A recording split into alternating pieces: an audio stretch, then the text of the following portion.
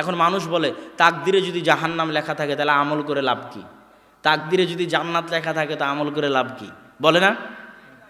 তাকদিরে যদি আমার ফকির লেখা থাকে তোমার কাজ করে লাভ কি? বিষয়টা কিন্তু এটা নয়। বিষয় হচ্ছে কি, তাকদির আল্লাহর জ্ঞান। তাকদির আল্লাহর কি জিনিসটা বুঝতে হবে। তাকদির আল্লাহর কি বলেন তো? ইলমুল্লাহ, আল্লাহর জ্ঞান হচ্ছে আল্লাহর তাকদির। আল্লাহর জ্ঞান হচ্ছে তাকদির। আল্লাহ জানেন যে আমি এটা করব, এটা হচ্ছে তাকদির, কিন্তু আমি করব স্বেচ্ছায়। কিন্তু আল্লাহর জ্ঞানের গভীরতা, আল্লাহর জ্ঞানের বিশালতা, আল্লাহর জ্ঞানের প্রশস্ততা এত বেশি যে বান্দা কি করবে এটাও আল্লাহ জানে। আজ থেকে 500 বছর পর কি ঘটবে এটাও আল্লাহ জানে, 1000 বছর পর কি ঘটবে সেটাও আল্লাহ জানে। এটা আল্লাহর জ্ঞানের গভীরতা। কিন্তু আল্লাহর জানার জন্য ওটা ঘটতে বাধ্য নয়, ওটা স্বেচ্ছায় ঘটবে। আমি আপনি স্বেচ্ছাতেই নেকি করব, স্বেচ্ছাতেই গুনাহ করব, কিন্তু আমি যে গুনাহ করব নেকি করব এটা কে জানে? আল্লাহ সুবহানাহু ওয়া তাআলা জানে। এটা হচ্ছে তাকদীর। এই তাকদীরের প্রতি আমাদের মজবুত বিশ্বাস থাকতে হবে, আমাদের ছেলে মেয়েদের মজবুত বিশ্বাস থাকতে হবে। তাহলে এই যে 6টা বিষয়ের প্রতি আপনাদেরকে ঈমান এর আলোচনা করলাম, এই 6টা বিষয়ের প্রতি যদি কারো সরিষা সমপরিমাণ সন্দেহ থাকে, সে কি মুমিন না কাফের? জোরে বলতে হবে, কি কাফের। সরিষা সমপরিমাণ সন্দেহ থাকলে সে কাফের। তাকদীরের প্রতি সন্দেহ থাকলে, পরকালের প্রতি সন্দেহ থাকলে, আল্লাহর অস্তিত্ব নাম গুণাবলীর প্রতি সন্দেহ থাকলে, আল্লাহর উলুহিয়াতে সন্দেহ থাকলে, আল্লাহর উলুহিয়াতে সন্দেহ মানে শিরক। শিরক শব্দের অর্থ হচ্ছে শেয়ার করা, ভাগ করা। ভাগ করা বুঝেন? আপনারা শেয়ারে ব্যবসা করেন না? শরিকানার ব্যবসা করেন না? করেন না? মানুষ করে না? করে না? করে। তো শেয়ারের ব্যবসা, শরিকানার ব্যবসা যেমন ভাগ করে করা হয়, যে আমার 500 তোমার 500 টাকা, শিরক তেমন ভাগ করা। আল্লাহর সাথে ব্যবসাকে ভাগ করা, আল্লাহর উলুহিয়াতকে ভাগ করা, আল্লাহর দাসত্বকে ভাগ করা। আপনার স্ত্রী আপনার খায়, আপনার পরে, আপনার বাড়িতে থাকে, আর ভালোবাসা যদি ভাগ করে, যে কিছু ভালোবাসা আপনাকে দিল আর কিছু ভালোবাসা আর একটা ছেলেকে দিল, কেমন লাগবে? হ্যাঁ, এটা কি ভালোবাসা ভাগ করাটা আপনি সহ্য করবেন?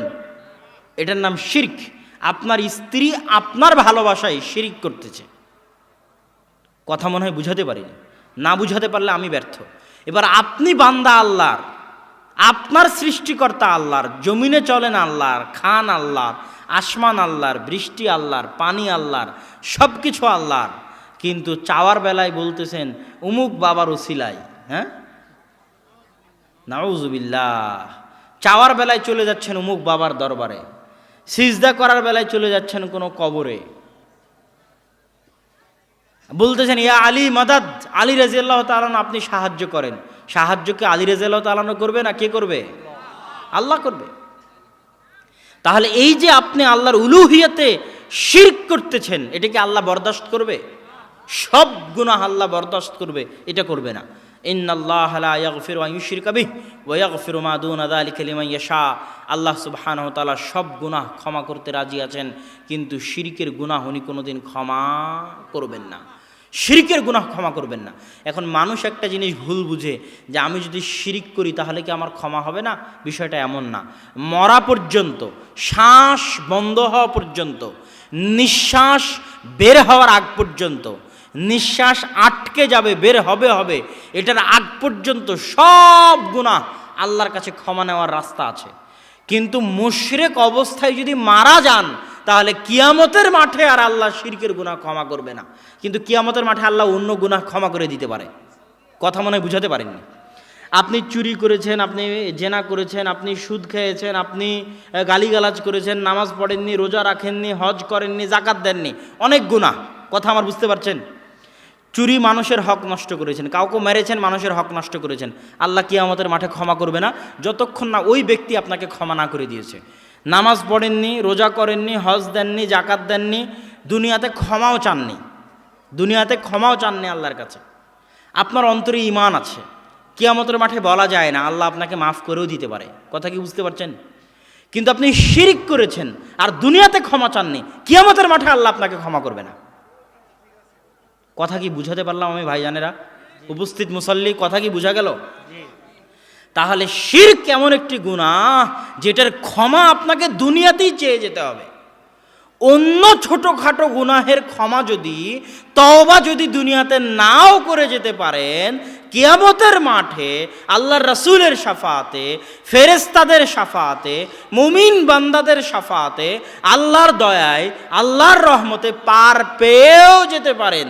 কিন্তু শিরকের গুনাহের ক্ষমা আপনার শ্বাস বন্ধ হওয়ার আগে আল্লাহর দরবারে যদি ক্ষমা না চেয়ে গিয়ে থাকেন, তাবিজ যদি খুলে না ফেলে থাকেন, বাড়ি থেকে যদি বাপের মূর্তি সরিয়ে না ফেলে থাকেন, ছবি মূর্তি যদি টাঙ্গানো থাকে ভেঙে না ফেলে থাকেন, কোনো খাম্বায় গিয়ে যদি ফুল দেন, কোনো মূর্তিতে ফুল দেন, পাথরের মূর্তিতে ফুল দেন, ইট সিমেন্টের তৈরি মূর্তিতে ফুল দেন, বাড়িতে বাপের ছবিতে, হোটেলে বাপের ছবিতে ফুল ঝুলিয়ে রাখেন, অ্যালবামে বাপের ছবি ঝুলিয়ে রাখেন সম্মান করার জন্য, নেতা নেত্রীর ছবি ঝুলিয়ে রাখেন সম্মান করার জন্য, হাতে বালা পরেছেন, গলায় তাবিজ দিয়েছেন, হাতে আংটি দিয়েছেন, কুসংস্কারে বিশ্বাস করেন, এই দিনে এটা করলে এটা হবে, ওই দিনে এটা করলে এটা হবে না, অমুক দিনে বাকি দেওয়া যাবে না, অমুক দিনে বাঁশ কাটা যাবে না, অমুক দিনে বিবাহ দেওয়া যাবে না, ওই দিন শুভ নববর্ষ, ওই দিন শুভ জন্মদিন, ওই দিন শুভ ওই দিন অশুভ, ওই জায়গা শুভ ওই জায়গা অশুভ,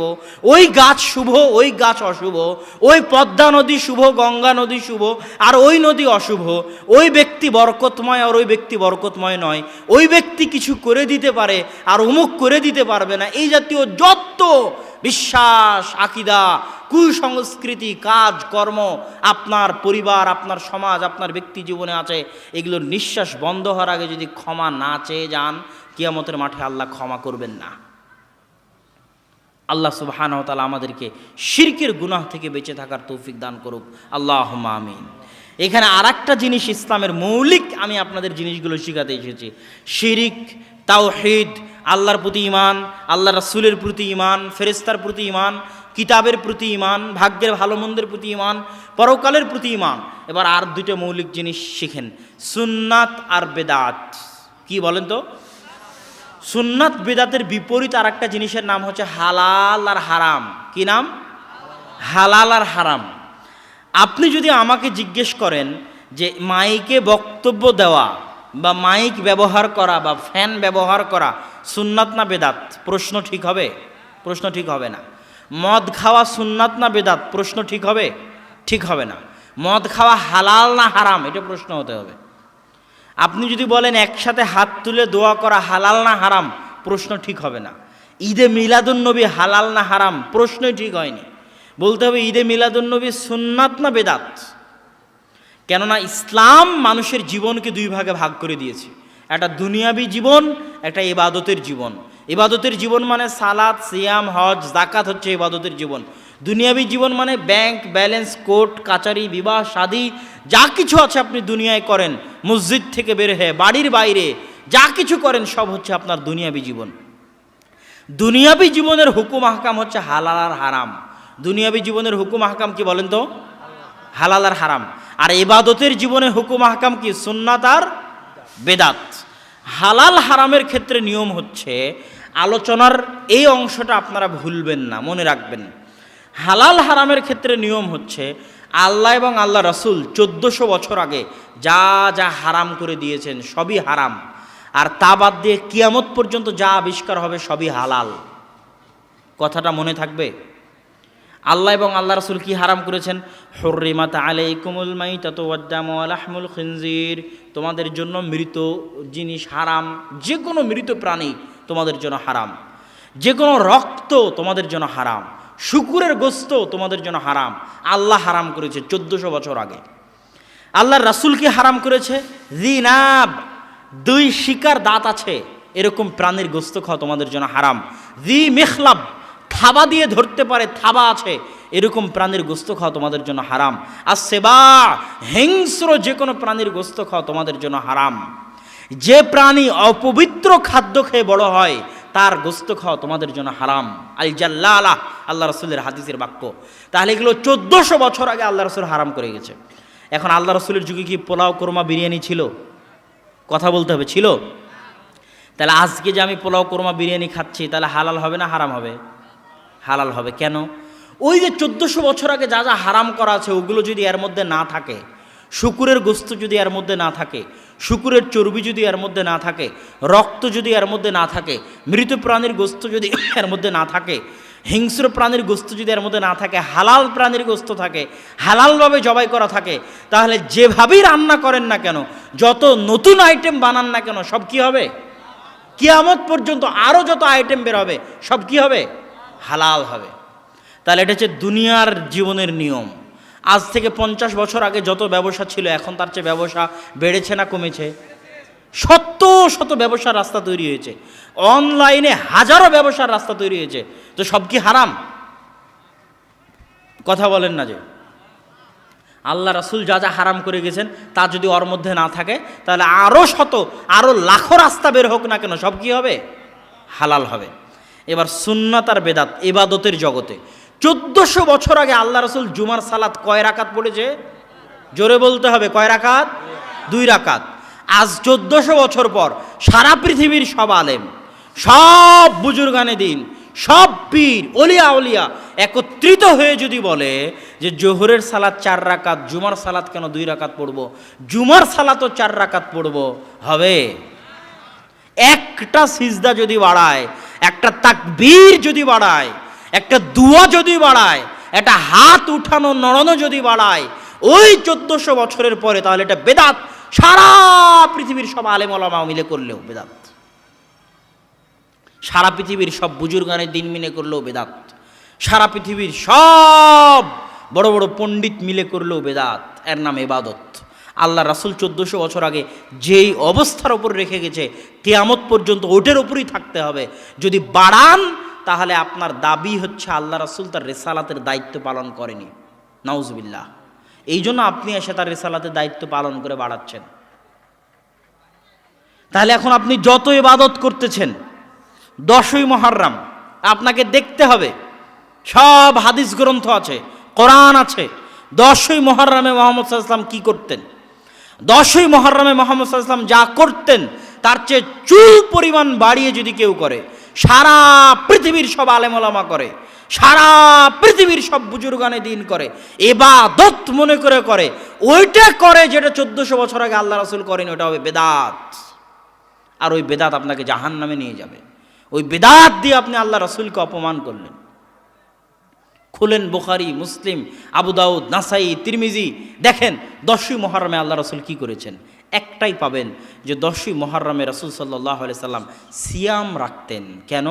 10ই মুহররম ওই দিন, যেই দিন আল্লাহ মুসা আলাইহিস সালাতু ওয়াস সালামকে ফেরাউনের কবল থেকে বাঁচিয়ে দিয়েছিলেন, সেটার শুকরিয়া স্বরূপ মুসা আলাইহিস সালাম সিয়াম রাখতেন। তাই আল্লাহর রাসূলও সিয়াম রাখতেন। মুসা আলাইহিস সালাম রাখতেন একটা, আল্লাহ রাসূল রাখতে চেয়েছিলেন 2টা। এর বেশি আল্লাহ রাসূলের পক্ষ থেকে আপনি কিছু দেখাতে পারবেন না। এর বেশি যদি আপনি চুল পরিমাণও করেন ইবাদতের নামে, নেকির নামে, আপনি গুনাহগার। আপনি আল্লাহ রাসূলকে অপমান করছেন। কিয়ামতের মাঠে হাউজে কাউসারের পানি আপনার ভাগ্যে নসিব হবে না। সোহকান সোহকান সোহকান লিমান গাইয়ারা বাদি। উম্মতে মুহাম্মাদি আসবে, হাতে অজুর পানি জল জল করবে, অজু করেছে যে অজুর চিহ্ন জল জল করবে। আল্লাহ রাসূল দেখে চিনতে পারবে এরা তো আমার উম্মত। ফেরেশতারা পর্দা দিয়ে ঢেকে দিবে। আল্লাহ রাসূল কী ব্যাপার, পর্দা দিয়ে ঢাকলে কেন? এরা তো আমার উম্মত। তখন আল্লাহ রাসূলকে বলা হবে, আপনি জানেন না আপনার মৃত্যুর পরে আপনার দিনের মধ্যে এরা কত পরিবর্তন করেছে, কত উল্টা পাল্টা করেছে, কত কিছু যোগ করেছে আর কত কিছু বাদ দিয়েছে, তা আপনি জানেন না। তখন আল্লাহ রাসূল বলেন, সোহকান সোহকান লিমান গাইয়ারা বাদি। বাপরে বাপ, বলো কি, আমার ওপর মাতাব্বরি? আমি মুহাম্মদ আল্লাহ রাসূল 23 বছর দুনিয়ায় থাকলাম, দুনিয়া থেকে চলে গেলাম, আমার চলে যাওয়ার পরে আমার দিনের ওপর মাতাব্বরি করে একে লাথি দিয়ে এখান থেকে বিদায় করতে হবে। আর হাউজে কাউসারের পানি আমি ওকে পান করাবো না?